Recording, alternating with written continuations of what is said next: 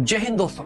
हाल ही में 5वां चरण खत्म हो चुका है और बीजेपी की हालत कुछ इस तरह हो चुकी है कि बीजेपी के जितने भी पॉलिटिशियंस थे आज वो सारे के सारे खामोश हैं और वहीं इंडिया गठबंधन अपनी जीत के दावे भर रहा है। 4 जून नरेंद्र मोदी हिंदुस्तान के प्रधानमंत्री नहीं रहेंगे।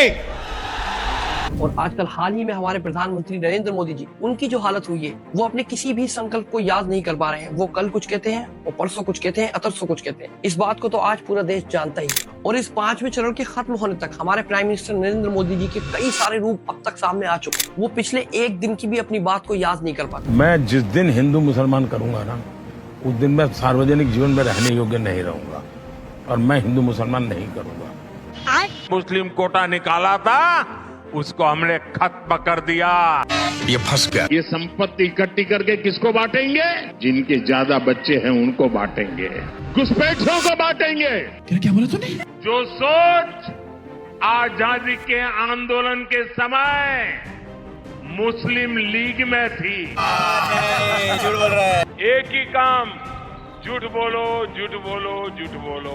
अब तो लोग यहाँ तक शक करने लगे कि हमारे प्रधानमंत्री नरेंद्र मोदी जी आने वाले 2024 के अंदर प्राइम मिनिस्टर बनने के लिए फिट है। आज प्रधानमंत्री ने फिर से उनकी जुबान फिसली या क्या कहें, अब समझ में नहीं आ रहा, क्योंकि इनकी शायद आदत नहीं है धूप में जाकर प्रचार करने की। राहुल गांधी की तो आदत है 4000 किलोमीटर वो पैदल चले। प्रधानमंत्री को शायद अब प्रचार से थकान बढ़ गई है। जिन शब्दों का वो इस्तेमाल करते हैं, मुजरा करेगी कांग्रेस पर, इस तरह के शब्द प्रधानमंत्री के पद पर बैठे हुए व्यक्ति को बिल्कुल शोभा नहीं देते। प्रधानमंत्री को मुझे लगता है अब आराम की जरूरत है। तरह तरह के लोग सवाल बना रहे हैं और तरह तरह के मीम्स आजकल सोशल मीडिया पर बहुत ज्यादा वायरल हो रहे हैं। दोस्तों, सोशल मीडिया के वायरल मीम्स को छोड़िए, आज मैं आपको कुछ स्पेशल बताता हूँ। हाल ही में मोदी जी के जो विवादित बयान आ रहे हैं एक के बाद एक, इसके बाद बीजेपी के पॉलिटिशियंस खुद इस बात पर शक कर रहे हैं कि वो बयान आखिर सही है या गलत। अगर बीजेपी की पॉलिटिशियंस से कहा जाता है कि मोदी जी जिस बारे में ये बता रहे हैं उस बारे में आपका क्या ख्याल है, तो वो खुद ये कहते हैं इस बात को आप खुद मोदी जी से ही जाकर पता कीजिए। इस बात पर खुद बीजेपी के पॉलिटिशियंस को अब शंका होने लगी है, आखिर मोदी जिस तरह की बयानबाजी कर रहे हैं वो कहां तक ठीक है। और मैं सच बताऊं दोस्तों, मेरा एक्सपीरियंस में अब खुद भूलने लगा हूं कि आखिर उन्होंने कल क्या कहा था और आज क्या कहा है। मुझे खुद अपने आप पर शक होने लगा है। बताने से पहले 100 बार सोचना पड़ता है कि आखिर ये बात उन्होंने ही कही थी या फिर नहीं। अब दोस्तों, इस बात को ये गोदी मीडिया दिखाए या न दिखाए, लेकिन इस बात की चर्चा हर जगह हो रही है कि इस बार बीजेपी की सरकार भी। हाल ही में बीजेपी की वित्त मंत्री निर्मला सीतारमण और उनके पति प्रकला प्रभाकरन ने एक बड़ा खुलासा किया। उन्होंने कहा कि इस चुनाव के अंदर बीजेपी सरकार की लगभग 200 से 220 सीटें आ सकती हैं। इसके अलावा बीजेपी की पूर्ण बहुमत बनना बिल्कुल ही एक काल्पनिक बात है। प्रकला प्रभाकरन, जो कि राजनीतिक अर्थशास्त्री हैं, उन्होंने ये बात खुद कही। इस बार लोकसभा चुनाव के अंदर बीजेपी की 200 से 220 सीटें आएंगी या फिर उससे भी कम। और साथ ही उन्होंने शंका जताते हुए एक और बड़ी बात कही। उन्होंने कहा अगर इस बार बीजेपी आती है सत्ता के अंदर तो ये एक आपदा से कम नहीं होगा। जिसके बाद बीजेपी पॉलिटिशियंस हमारे प्रधानमंत्री मोदी जी और अमित शाह जी की नींद उड़ गई। और ये बात यहीं पर खत्म नहीं होती। इसके अलावा राजनीतिक योगेंद्र यादव जी ने इसी बात पर एक बड़ा खुलासा और किया है। मैं आपको दिखाता हूँ वीडियो के अंदर। इस वीडियो के माध्यम से मैं आप तक देश का सबसे बड़ा सच पहुंचाना चाहता हूं जो आज दबाया और छुपाया जा रहा है। और वो सच ये है कि इस लोकसभा चुनाव ने करवट ले ली है। पिछले कई हफ्तों में मैं कर्नाटका गया, तेलंगाना, छत्तीसगढ़, राजस्थान, पंजाब, हरियाणा, उत्तर प्रदेश और बिहार, और 35 साल से चुनाव देखने के अनुभव के आधार पर मैं आपको बता रहा हूं, आज की तारीख में बीजेपी मेजॉरिटी नहीं ला रही। बीजेपी 272 से बहुत नीचे है और बीजेपी सहयोगियों के साथ एनडीए भी मेजॉरिटी से नीचे हो सकता है। यकीन नहीं होता? चलिए हिसाब कर लेते हैं।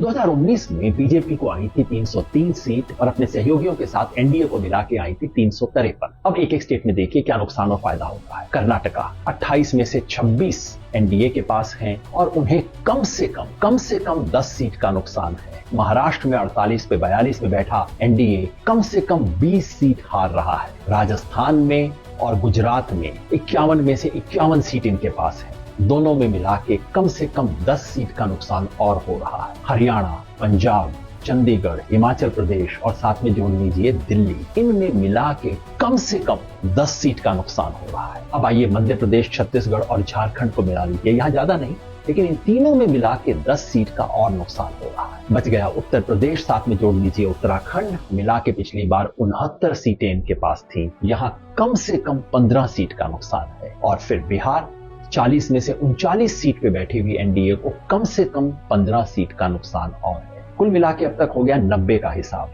पूर्वोत्तर देख लें, पश्चिम बंगाल, पूरा नॉर्थ ईस्ट और साथ में जोड़ दीजिए जितने भी छोटे मोटे यूटी हैं, ज्यादा नहीं, यहाँ पे भी मिला के 10 सीट का और नुकसान है। यानी कि अब तक हमने देखा बीजेपी और एलाइज को 100 सीट का नुकसान, 75 का सिर्फ बीजेपी को और 25 का एलाइज को। लेकिन आप कहेंगे कुछ जगह फायदा भी हो सकता है। हाँ, तमिलनाडु, केरला और तेलंगाना में मिलाकर बीजेपी को 5 सीट का फायदा हो सकता है और आंध्र प्रदेश में क्योंकि टीडीपी साथ है तो वहां सीधे 10 सीट का फायदा हो सकता है। टोटल कर लीजिए, बीजेपी को 65 सीट का नुकसान, एलाइज को 15 सीट का नुकसान। यानी कि अगर आज की स्थिति को देखें, ये मोटा गणित है, कोई एग्जिट पोल नहीं है, आज की स्थिति को देखें तो बीजेपी 233 पे 70 सीट का नुकसान, साथ में एलाइज को जोड़ दें, एलाइज को आएंगी 35 सीट आज के हिसाब से, यानी कि 268 मेजॉरिटी से एनडीए भी नीचे हो सकता है, कम से कम आज की तारीख में नीचे चल रहा है। मैंने कहा था मैं एक जमाने में भविष्य बताने का काम करता था, अब भविष्य बनाने का काम करता हूं। तो फिर आपको क्यों बता रहा हूं इसे फॉलो? वो इसलिए कि इस देश का पूरा तंत्र, पूरा मीडिया, पूरा टेलीविजन चैनल्स और ये इलेक्शन एक्सपर्ट सब मिलकर ये प्रोपेगेंडा कर रहे हैं कि भाई बीजेपी जीत गई। इसका असर क्या पड़ता है? आम व्यक्ति कहता है साहब मैं तो शायद नहीं दूंगा लेकिन आएगा तो मोदी। ये जो भावना बना दी गई है भाई आएगा तो मोदी ले लेंगे, ये झूठ टूटना चाहिए, लोगों तक सच पहुंचना चाहिए। ये सच बताना मेरा काम है और आपका भी।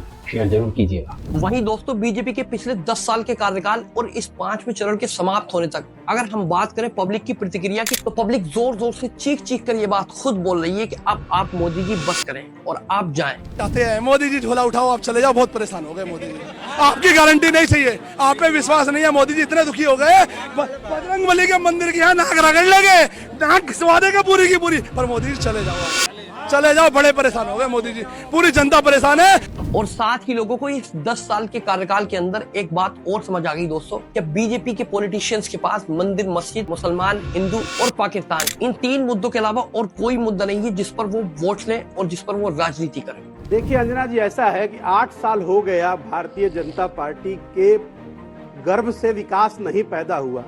जो पैदा हुआ हमेशा वो हिंदू मुसलमान था या पाकिस्तान था या हलाला था। अगर इस 10 साल के अंदर आपने अपने हिसाब से कुछ अच्छे काम किए हैं, जैसे कि आपने कश्मीर के अंदर 370 हटाई, तो फिर आपका कोई भी कैंडिडेट कश्मीर से क्यों नहीं खड़ा हुआ? मणिपुर के अंदर से आपका कोई भी कैंडिडेट क्यों खड़ा नहीं हुआ? इस बात से साफ ये जाहिर होता है कि बीजेपी के पास सिर्फ एक ही मुद्दा है और वो है धर्म की राजनीति।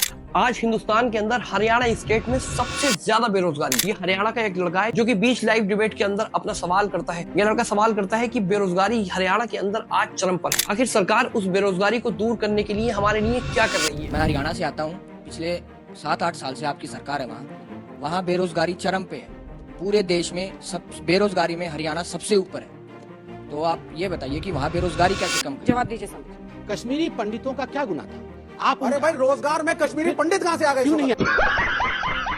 आखिर वो लड़का सवाल तो ये करता है कि हमारी बेरोजगारी किस तरह से दूर होगी इस हरियाणा स्टेट के अंदर। आखिर कश्मीरी पंडितों का क्या वास्ता है इस बेरोजगारी? पिछले बीते दिनों के अंदर सबसे बड़ा स्कैम इलेक्टोरल बॉन्ड्स, जो कि आज सारे लोगों के सामने है और इसके लिए ब्लेम दिया गया है बीजेपी सरकार। लेकिन दोस्तों इससे भी ज्यादा बड़ी दिल दहलाने वाली बात यह है कि कोविशील्ड और कोवैक्सीन, जिसे लोगों की जान को बचाने के लिए लगाया गया था कोविड के टाइम, लेकिन वही आज लोगों के लिए एक सबसे बड़ा खतरा बन चुकी है, जिसकी वजह से हर एक इंसान आज स्ट्रेस में जी रहा है, सिर्फ उसी कोवैक्सीन और कोविशील्ड की वजह से, जिसकी वजह से लोगों की जान बचती, आज उसी की वजह से लोगों की जान जा रही है। कोविशील्ड वैक्सीन को बनाने वाली एस्ट्राजेनिका से सिर्फ 56 करोड़ रुपए लिए गए थे 140 करोड़ लोगों की जान के बदले। ये कोविशील्ड मेरी नजर में इलेक्टोरल बॉन्ड से भी ज्यादा बड़ा स्कैम है। चलिए एक और बड़ी खबर पर नजर डालते हैं, जो कि हमारी बीजेपी की मेंबर ऑफ लोकसभा स्मृति ईरानी जी, जो कि एक टीवी एक्टर भी रही हैं। अब उनकी बात करते हैं जरा, जिन्हें स्टार परिवार अवार्ड फेवरेट पत्नी और फेवरेट जोड़ी भी मिला है, और साथ ही ये महिला एवं बाल विकास मंत्री भी हैं। अब इनकी भाषा सुनिए जरा आप। वहाँ पे अगर किसी ने किसी को बोल दिया कुछ, तो लड़कियां सबसे पहले मेरे पास आती थी कि इसको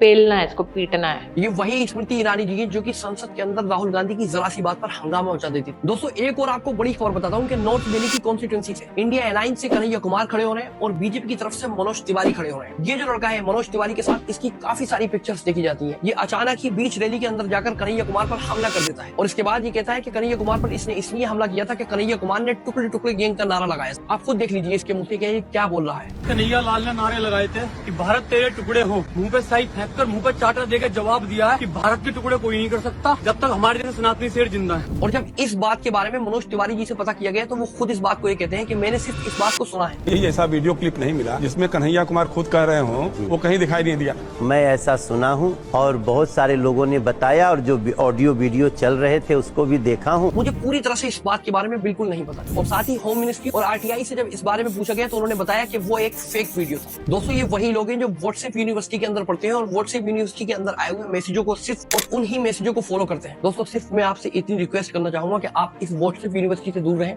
और मेरी वीडियो को लाइक और चैनल को सब्सक्राइब जरूर कीजिएगा।